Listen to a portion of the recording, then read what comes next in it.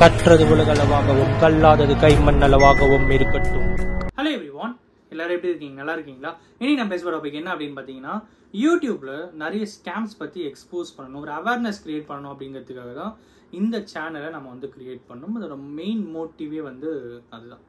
ஆனால் யூடியூப்லேயே நிறைய creators and plus நிறைய விஷயங்கள் ஸ்கேம் மாதிரி போயிட்டுருக்கு அப்படின்ட்டு பார்க்கும்போது மனசு கஷ்டமாக இருக்குது. என்ன பேசுறதுன்னே தெரியல. ஏன் அப்படின்னா, ரீசெண்டாக ஏ2டி நந்தா அவர்களை பற்றி சில எக்ஸ்போஸ் பண்ணியிருந்தாங்க. சிட் ஃப்ரீக்வன்சி அப்படின்ட்டு ஒரு யூடியூப் சேனலில் எக்ஸ்போஸ் பண்ணியிருந்தாங்க. ரெண்டாவது என்ன அப்படின்னு பார்த்தீங்கன்னா, இப்போது என்ன வந்திருக்கு அப்படின்னா, இந்த டெக் சுதர்சன் அப்படிங்கிற ஒருத்தரை பற்றி எக்ஸ்போஸ் பண்ணியிருக்காங்க. அது பார்க்கும்போது பயங்கர ஷாக்கிங்காக இருந்தது. ஏன் அப்படின்னா, நமக்கு தெரியும், ஆஸ் எ கிரியேட்டராகவும் எனக்கு தெரியும் யூடியூப்பில் நிறைய ப்ரொமோஷன்ஸ் இருக்கும். அதுக்கப்புறம் வந்து யூடியூப்பில் நிறைய பெய்டு ப்ரொமோஷன்ஸ் இருக்கும். அப்புறம் வந்து ஒருத்தர் அட்டாக் பண்ணுறது, அப்புறம் இன்னொருத்தருக்கு அட்டாக் பண்ணுறது, ரிப்ளை கொடுக்கறது, இப்படி ஒரு வீடியோ போடுறது, ஒரு வார் கிரியேட் பண்ணுறது, ஒரு வார் ரூம் மாதிரி இருக்கிறது, ஒரு பர்டிகுலர் கம்யூனிட்டி வந்து இன்னொரு பர்டிகுலர் கம்யூனிட்டி சண்டை போடுறது, விச் மீன்ஸ் ஒரு டெக் கம்யூனிட்டி வந்து இன்னொரு கம்யூனிட்டி சண்டை போடுறது, இந்த மாதிரி நிறைய விஷயங்கள் பொலிட்டிக்கல் ரீதியாக அப்படின்னு ஏகப்பட்ட விஷயங்கள் யூடியூப்பில் நம்ம வந்து டே டு டே பார்த்துட்டு தான் இருக்கும். ஆனால் சுதர்சன் அப்படிங்கிற இந்த ஒரு விஷயம் பார்க்கும்போது ரொம்பவே வந்து ஷாக்கிங்காக இருந்தது. எனக்கு தெரியாது அவர் எந்த அளவுக்கு ஜென்யூன் இல்லை அப்படின்னா நமக்கு தெரியாது. பட் சிட் ஃப்ரீக்வன்சியில் அவங்க சொல்கிறத வச்சு பார்க்கும்போது சம்திங் ஹேஸ் ஹேப்பன்ட் அப்படிங்கிற மாதிரி இருக்குது. But I am not in A judgemental position. I am not going to decide anything about that. ஓகேங்களா? அதை பற்றி நம்ம எதுவும் வந்து பேச போகிறது இல்லை. எதனாலனா அது நமக்கு வேண்டாத ஒரு விஷயம் அப்படின்னு அதை நான் கன்சிடர் பண்ணிக்கிறேன். ஆனால் ஒரு முக்கியமான ஒரு விஷயம் நான் இங்கே பேசணும் அப்படின்ட்டு ட்ரை பண்ணுறேன். அதுக்காகவே அந்த சிட் ஃப்ரீக்வன்சி அவங்க என்ன பேசினாங்க அப்படிங்கிற அந்த பர்டிகுலர் வீடியோடைய கரு மட்டும் என்னன்றதை உங்களுக்கு பேசிட்டு நான் பேச வரது உங்ககிட்ட நான் வந்து சொல்லணும் அப்படின்னு நினைக்கிறேன். அப்போ தான் நான் பேச வரது உங்களுக்கு புரியும் அப்படின்ட்டு நான் பர்சனல் நம்புறேன். விச் மீன்ஸ் என்னால் கொஞ்சம் தெளிவாக எக்ஸ்பிளைன் பண்ண முடியும் அப்படின்ற ஒரு தாட் எனக்குள்ள இருக்குது. அதுக்காகவே நான் அந்த கரு என்ன அப்படின்ட்டு சொல்லிடுறேன். டெக் சுதர்சன் அப்படிங்கிற ஒருத்தர், டெக் பாஸ் அப்படிங்கிற ஒரு யூடியூப் சேனலில் இருக்கிற ஒரு நபர். அதுக்கப்புறம் அதில் வந்து விஜய்னு ஒருத்தர் இருப்பார், ஒரு ஒன் ஆஃப் த ஓனர்ஸ் அவர். ஸோ அவருக்கும் டெக் சுதர்சனுக்கும் வந்து ஒரு கான்ஃப்ளிக்ட் வருது. அந்த கான்ஃப்ளிக்டான காரணம் வந்து 60 லட்ச ரூபா நீ தர வேண்டிய பே வந்து ஏமாற்றிட்டாரு. ஸோ அந்த பே எனக்கு வராதனால நாங்கள் வந்து வெளியே வந்துடுறோம், நாங்கள் புதுசாக ஒன்று கிரியேட் பண்ணுறோம், டெக் பாஸில் வெளியே வந்துட்டு புதுசாக ஒரு சேனலை கிரியேட் பண்ணலாம் அப்படின்னு சொல்லி அவங்க ஒரு புது யூடியூப் சேனல் கிரியேட் பண்ணுறாங்க. அதுக்கு 12 லட்சம் சப்ஸ்கிரைபர்ஸ் வராங்க. அந்த சேனல் வந்து இப்போது ரன்னிங். ஓகேங்களா? டெக் சுதர்சன் ஒரு சேனல்லேருந்து வெளியே வந்தார், டெக் பாஸ் அப்படிங்கிற சேனல்லேருந்து. ஸோ அவர் என்ன பண்ணுறாருன்னா, சிட் ஃப்ரீக்வன்சி அவங்க கான்டாக்ட் பண்ணுறாரு. இந்த மாதிரி என்ன நடந்ததுன்னு நான் ஃபுல்லாகவே உங்களுக்கு சொல்கிறேன், அதுக்கப்புறம் நீங்கள் டிசைட் பண்ணி பேசும்போது. அப்புறம் சிட் ஃப்ரீக்வன்சி அவங்க சொல்கிறாங்கன்னா, எனக்கு 2 பேர் யாருன்னு எனக்கு தெரியாது, நீங்கள் 2 பேர் சொல்கிறத நீங்கள் என்ன பேசுனீங்கன்னு எனக்கு தெரியாது, நீங்கள் உங்கள்கிட்ட இருக்க ப்ரூஃப் எனக்கு கொடுங்க.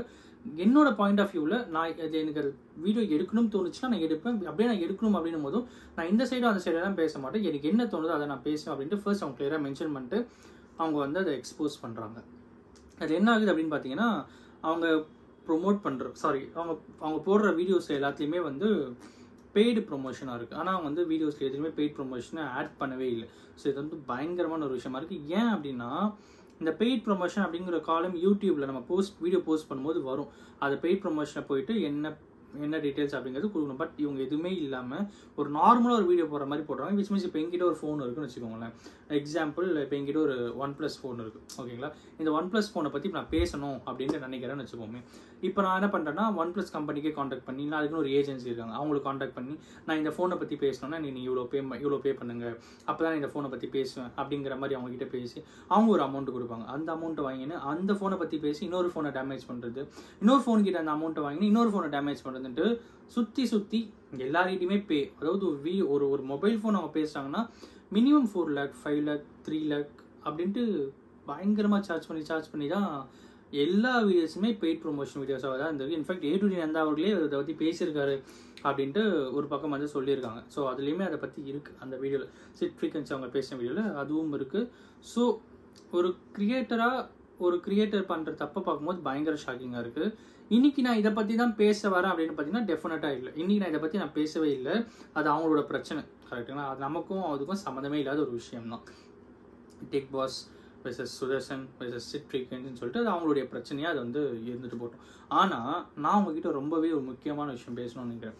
இந்த டெக் பாஸ் அப்படிங்கிற சேனலுக்கு பதிலாக ஒரு வேளை ஃபுட் ரிவ்யூ பண்ணுற சேனலாக இருந்தாலும், இல்லை ஒரு வேளை ஃபுட் ப்ரொமோஷன் பண்ணுற சேனலாக இருந்தாலும், ஒரு வேளை ஹெல்த் ரிலேட்டடாக ஏதாவது ஒரு ப்ராடக்டை ப்ரொமோட் பண்ணுற சேனலாக இருந்தாலும், இல்லை ஒரு வேலை மெடிகேஷன்ஸ் ரிலேட்டடாக, டேப்லெட்ஸ் ரிலேட்டடாக, அப்புறம் வந்து டானிக் ரிலேட்டடாக, இந்த மாதிரி இந்த உடம்பு சரியில்லை இந்த டானிக் குடிங்க, இந்த உடம்பு சரியில்லைனா உங்களுக்கு இதை சாப்பிடுங்க அப்படின்னு சொல்லி அந்த மாதிரி ப்ரொமோட் பண்ணுற ஏதாவது சேனல்களாக இருந்தாலும், அது வந்து அதில் ப்ரொமோஷன் இருந்து அந்த ப்ரொமோஷன் மூலிமா மக்களுக்கு தீங்கு வந்தால் எந்த மாதிரி இருக்குன்னு யோசிச்சு பாருங்களேன்.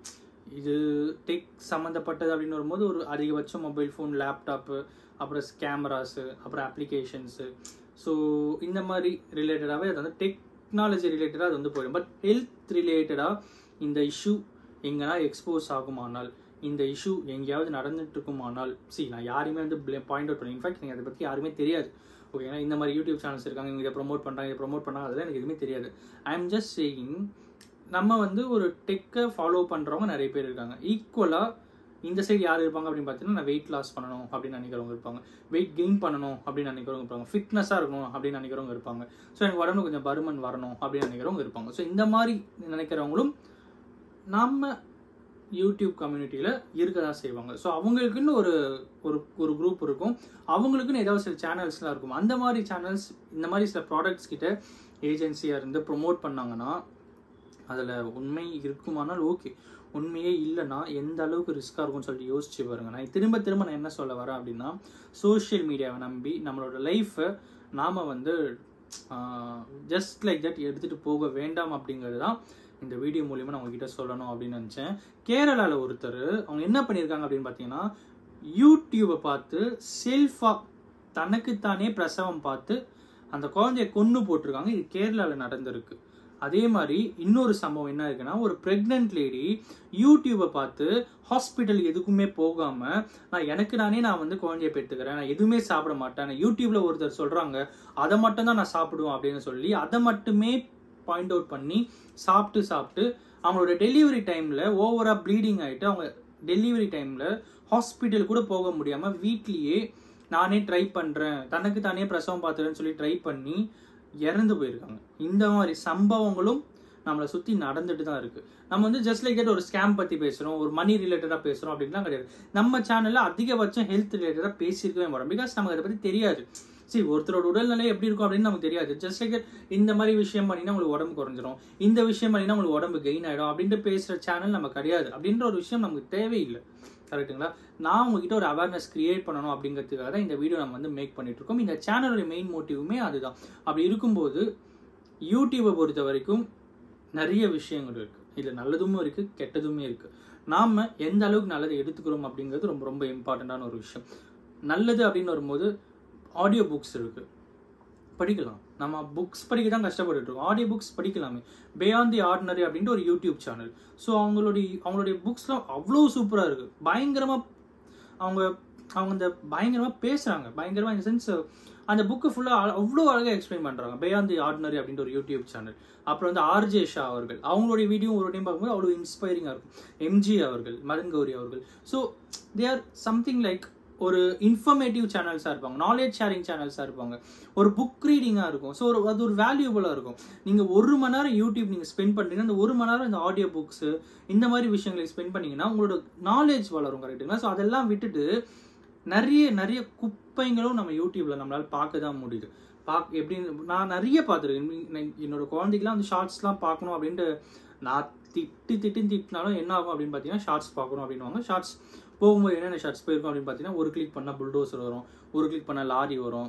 ஸோ இதெல்லாம் வந்து நம்மளையே வந்து யூடியூப் வந்து அடிக்ட் பண்ணுற மாதிரி, இந்த சோஷியல் மீடியா அடிக்ட் பண்ணுற மாதிரி இருக்குது.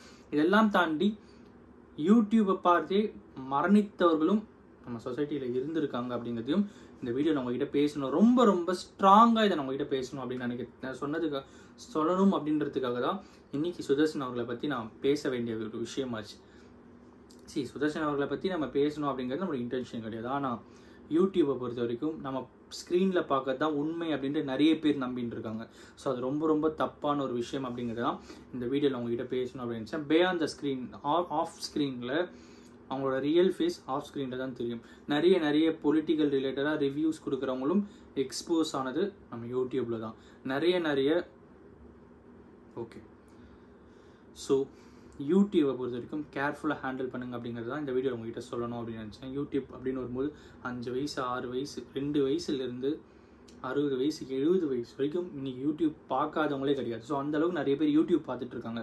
அவங்க எல்லாருமே தயவு செஞ்சு கேர்ஃபுல்லாக இருங்க. உங்களுக்கு என்ன தேவையோ அதை மட்டும் யூடியூப்பில் பாருங்கள் அப்படிங்கிறது தான் இந்த வீடியோ உங்ககிட்ட சொல்லணும் அப்படின்னு நினச்சேன்.